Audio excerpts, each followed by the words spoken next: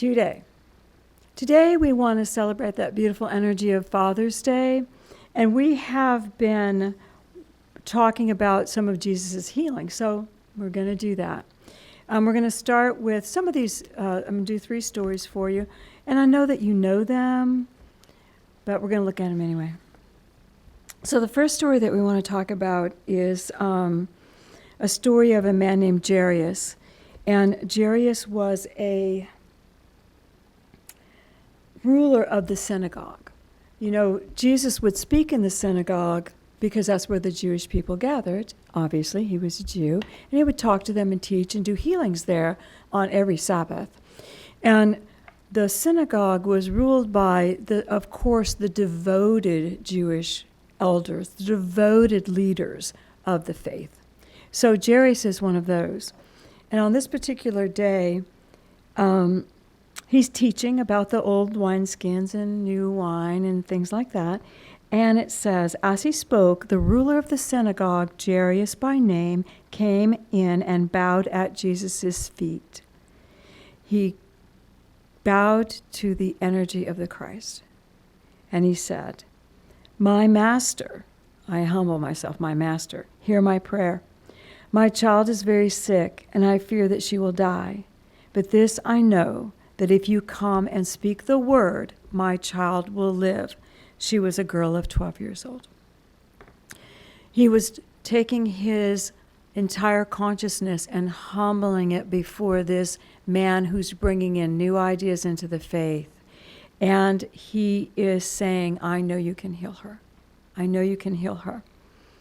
As he spoke and he said, I believe he's actually leaving his consciousness of where he has been trained and moving into a space that is unknown to him. But he's having faith. So it says that Jesus immediately turned, he tarried not, he went out with many women and men following him. And as they went, this is the story of the woman who touched his garment. She touched his garment and healing went to him. So he was delayed just a little minute. And we know the story of that. But as he was starting to complete that, as you know, he told her, your faith has been healed you, you can go. One of the servants from Jairus' house came and he said, Master Jairus, trouble not the Lord to come, your child is dead. And you can know in your heart, any parent would feel a shock, confused. Do you know? To have such a shocking message of severance. And that's when Jesus took him and he took his energy. And he said to him, Jairus, you are a man of faith. Do not permit your faith to waver at this trying hour. Be strong. You asked me to do something. You've left your consciousness to say yes to me. Do not give up.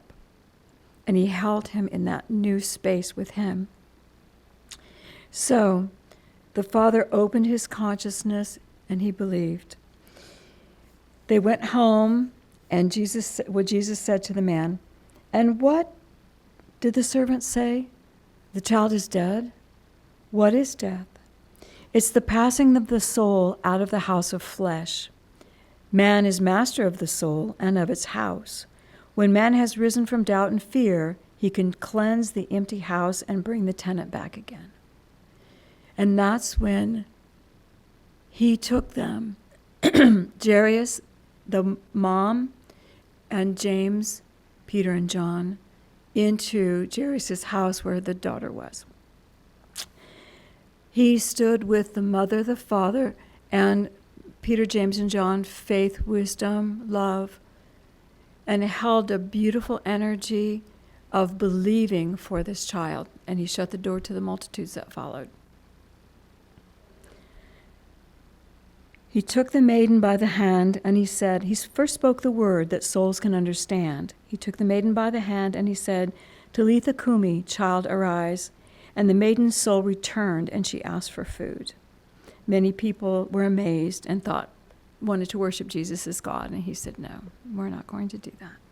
So The Father had opened his consciousness. The Father had shifted his faith. The Father's love for his child allowed his faith in the potential of God to grow. But it was the Father's faith in Jesus that allowed the child to be healed. If the Father had not had faith in what Jesus was doing, nothing would have changed. The child would have gone the normal human way. But the Father stood forth. Got it? The dad shifted his consciousness. He humbled himself and shifted consciousness. Now we're going to another story in 130, another familiar story. This is a story, Jesus is in Caesarea Philippi. And he has been away with Peter, James, and John, and the 9 disciples have been working with the people in the city. The 9 disciples who went not with Jesus tried to heal an epileptic child who was obsessed, and they had failed. The people waited for the coming of the Lord. So the dad and the child said, we'll wait for Jesus. We're not going. We're going to wait till he comes back. So when Jesus came, the Father, this always makes me cry. When they kneel before Jesus, when you kneel before, you're actually saying, I yield to you. Do you know how easy it is for a woman to kneel? Really easy. Do you know how easy it is for a man to kneel? Not so much. It takes a man's heart to actually yield all ego reference. Women, we'll yield. We yield. We live with that. But men, it takes that great knowing. It's just very, very powerful. So he yielded, and when he yielded to the cries. He got on his knees, and he said,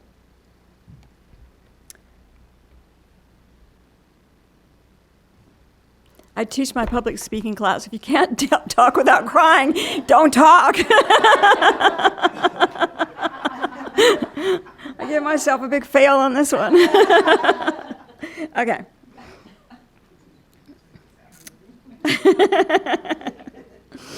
He said, my master, I beseech you that you look in pity on my son, my only child. He is epileptic and suffers grievously. Sometimes he falls into the fire and is burned. Again, he falls into the water and is like to drown. And many times a day he falls and grinds his teeth and foams at the mouth. I took my child to your disciples, and they failed to give relief. And as he spoke, a servant brought the child before the Lord, and the child spoke not, for he was dumb, and instantly fell upon the ground. He foamed, and he writhed in agony. And Jesus said, how long has he been troubled thus? And Father said, from infancy. And the Father said this, we have sought in many lands for help, but found it not. The Father had made this child a priority. The Father had been traveling with his child to get the child healed. But he had not given up. His commitment, his faith, his hope, his knowing to heal this child was strong. His mission was to heal this child. And so we know that he had faith. And he said, I believe that you can speak the word and heal my son.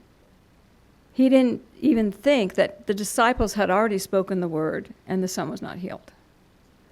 I believe you will speak the word and heal my son. So the faith was there. And Jesus said, faith is the power of God. All things are possible who him in his heart believes.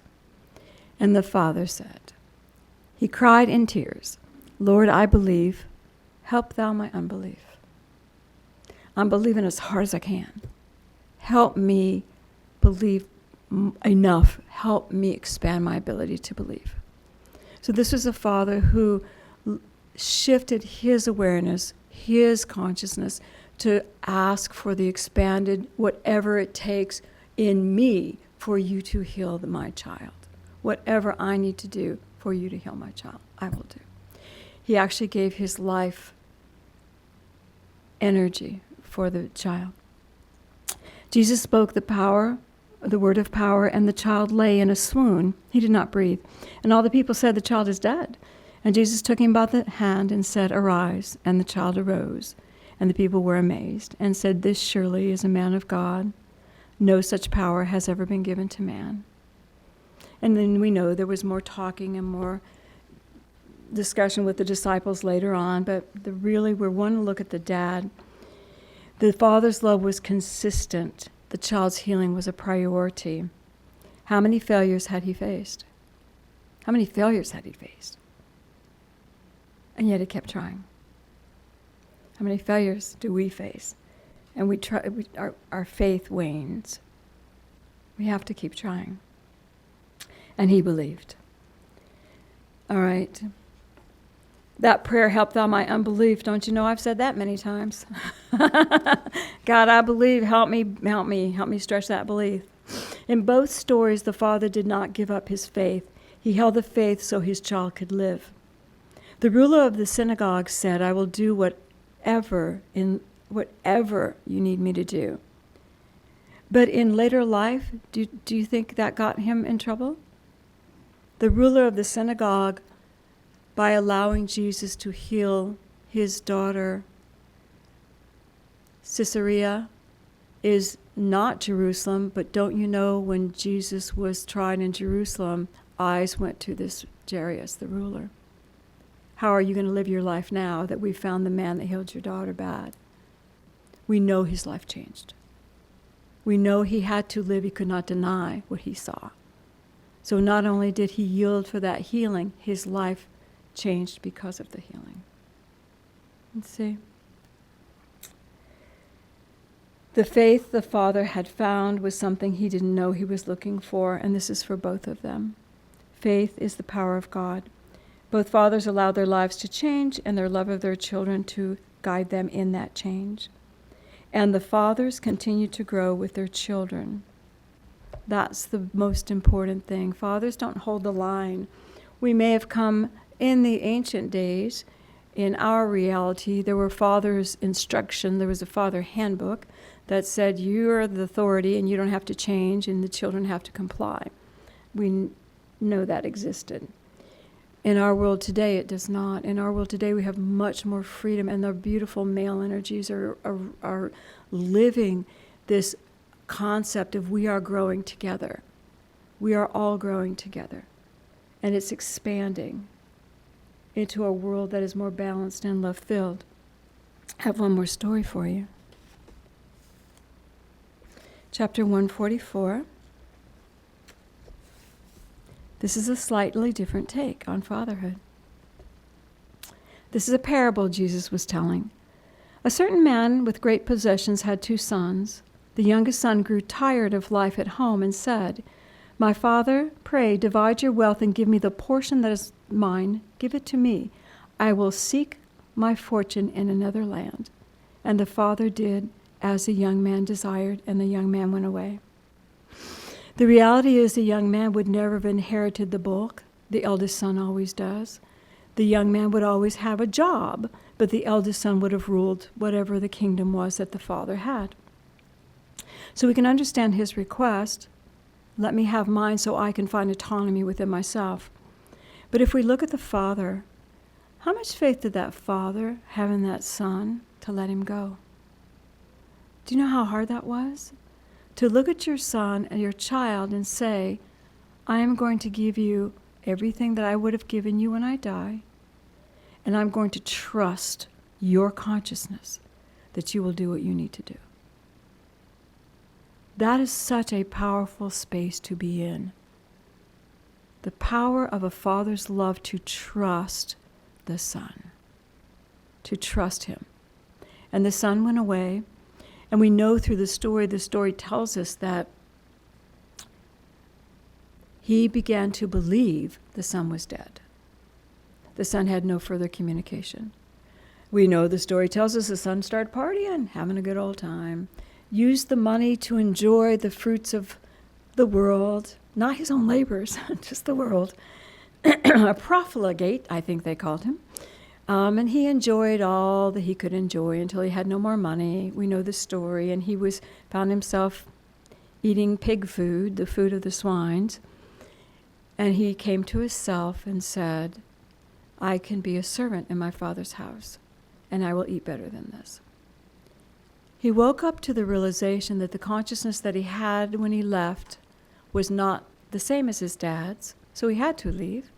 He enjoyed that consciousness, and he woke up to realize the consciousness of his dad's house was really where he wanted to be, not in this other energy. He wanted to go back to that consciousness as his own, as a servant. So the graciousness of the Father who gave and let him go and trust, the boy saw when he woke up. The man saw. My Father has a gracious consciousness. He will accept me as servant. So when he came back, they said, we thought you were dead. We're so glad you're here. They welcomed him as son. They did not say, where have you been? Give me an accounting of everything you've done. What did you do with your money? I'm going to hold you accountable. I trusted you. Whatever you did, you needed to do. How many dads we know that can do that? That's a tough one, isn't it? But yet, isn't every dad called to do that? Every dad's called to do that. We don't know. Moms too. But we don't know what our children are going to do, but we have to come to a moment where we let them go. When they are ready, we have to let them go and not hold them accountable to our standards. In the first two stories, we're healing. In this one, we're releasing. So his brother, you know the story, his brother was very upset with him. I'm upset with my dad. Oh my God, I've been doing everything you wanted me to do, and you never had a party for me. You're having a party for this profligate who spent all your money. And the dad said to him basically, he is your son, he is your brother. He is my son, and he is your brother. He is back, he's in our consciousness now. It's done. I've had you always, I've loved you always, everything I have is always yours. There's never been a wavering. Probably never asked for a party. But it's done. Forgive your brother. Now, we don't know what happens in the moral of the story. Jesus leaves it there. But the beautiful story of the Father's forgiveness, the Father's realization that the Son's experiences were perfect for him. And those experiences brought him home. You see? All right.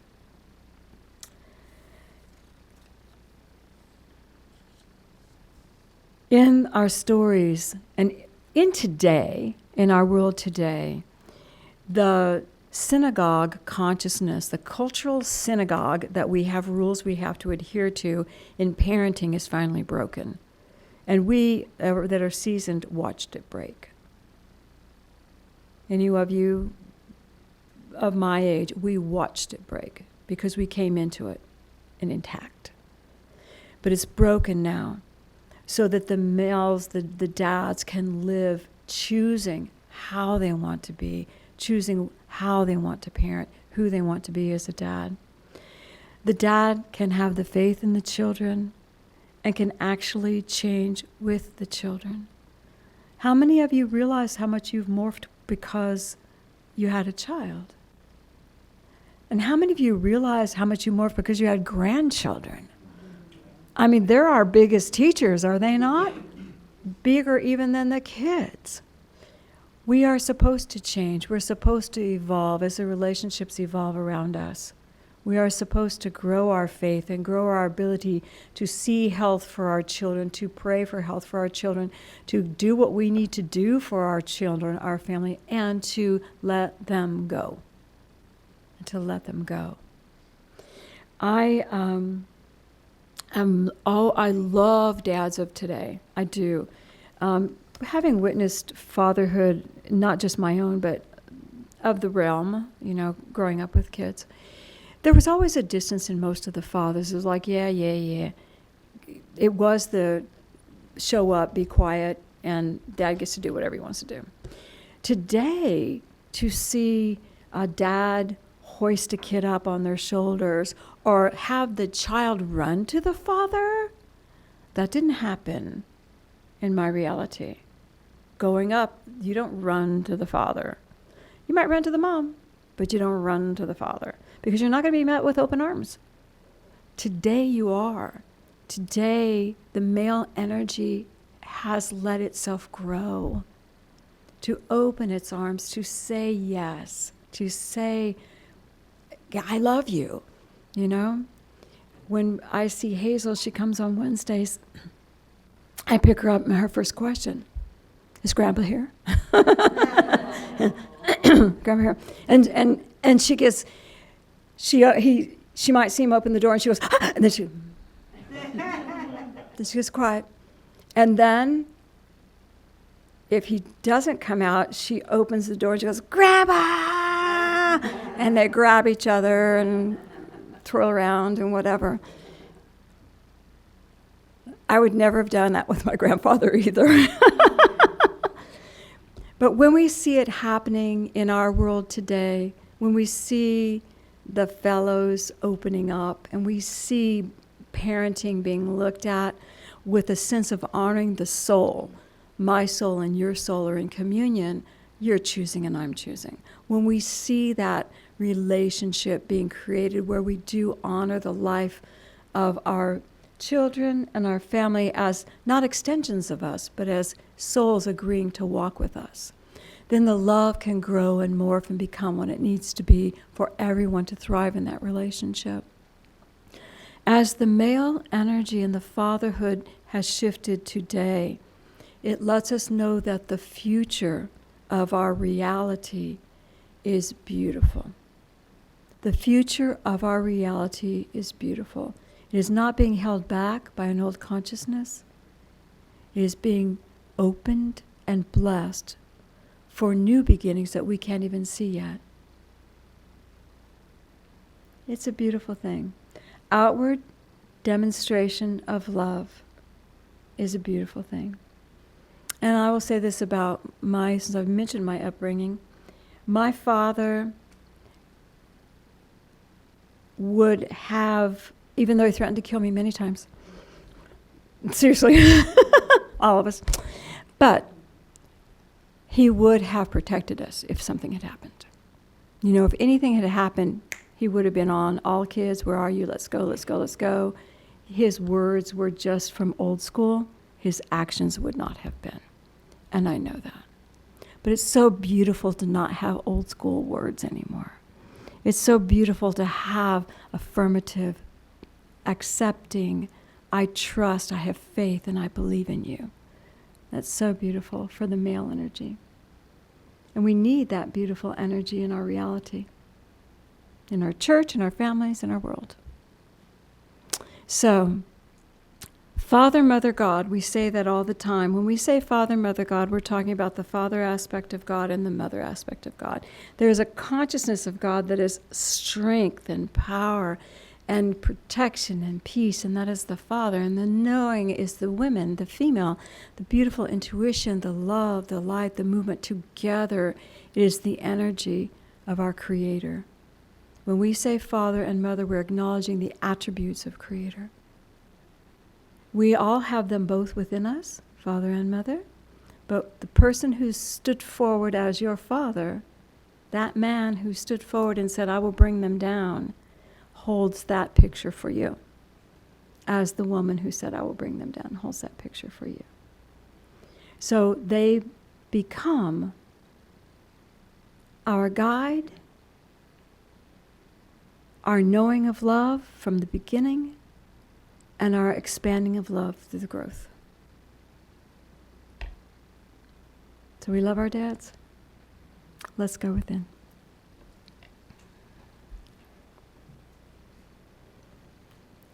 Take a breath and just feel the beautiful light of Father, Mother, God just engulfing us.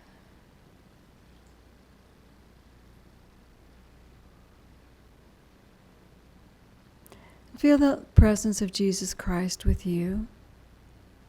Beautiful calm of light coming over you.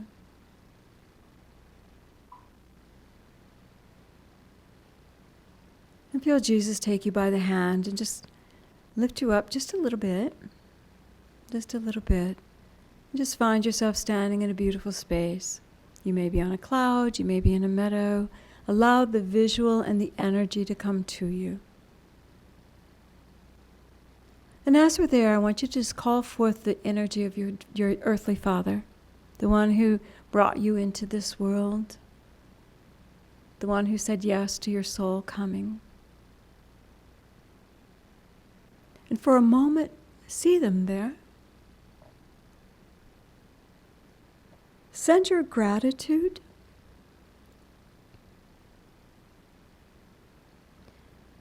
And now see their soul. Become aware of the energy of who they are as your brother, your spiritual brother on the planet.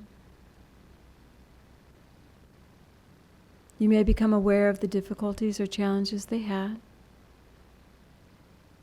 but they are the divine child of God, your brother. And now send gratitude.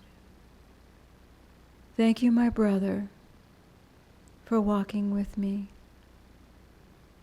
for allowing me to enter this realm with your love.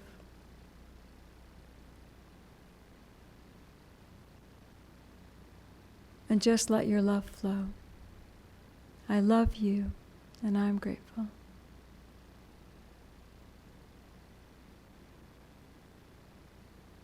And feel the energy coming back to you as well as the Father sends energy to you. And let there be peace. Peace. Feel the angels just surrounding the Father now and lifting him up, taking him back where he needs to be, on earth, or in the other realms. Let him go. And just begin to feel yourself on this planet. Feel yourself the nurturer. You're still in the highest space, but feel how you walk on the planet. I choose to walk in the loving guidance and protection of Father, Mother, God. I choose to walk in the loving intuition and peace of Father, Mother, God.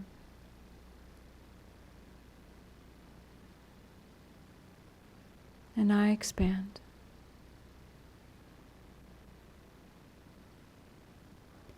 Breathe. And let your energy gently come back down the column of light. Feel yourself coming back into your chair, feet on the floor.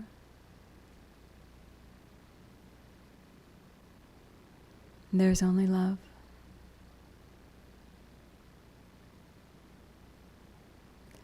Father, we thank you for this moment. We bless every father in the room. We bless every father that we had and all the fathers on the earth. And we thank you, God. And so it is. Gently open your eyes.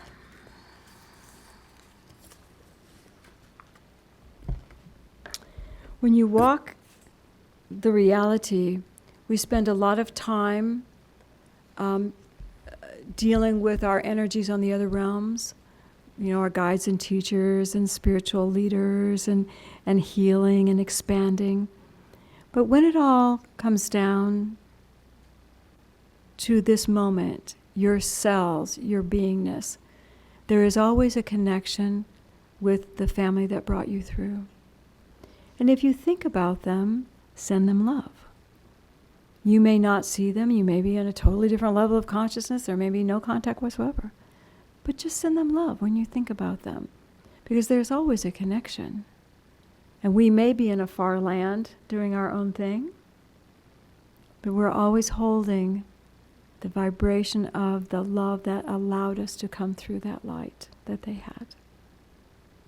So gentle with all of our family members and gentle with the daddies. Say, yay, God.